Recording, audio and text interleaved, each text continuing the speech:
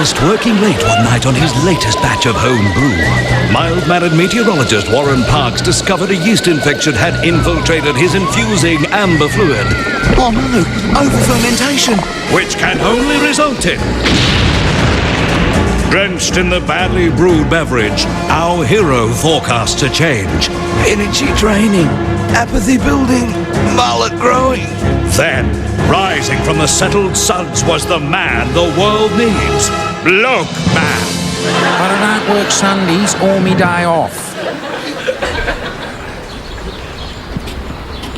Excuse me, are you Bloke Man? No. Oh, don't be modest, you are Bloke Man. Yeah, righto, that's me name, don't wear it out. I knew it! Are you here at the school to give the kids an inspiring speech? No, it's just the quickest route between the bottle shop and the Tirana. Bloke Man, you're wicked. I don't suppose while you're here you'd mind giving my Kevin a talk about drugs. Hello, cold beer. Jesus, you people are selfish. Oh, come on, please. Oh, come on, lady, it's me freaking day off. Please. Yeah, all right.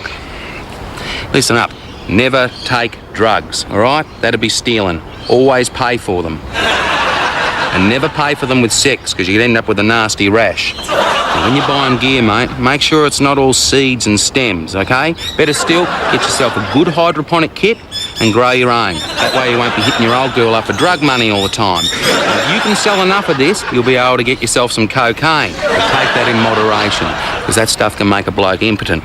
And the Sheilas don't like that, do they, Mum? Thanks, Bloke Man. No worries, mate. There you go.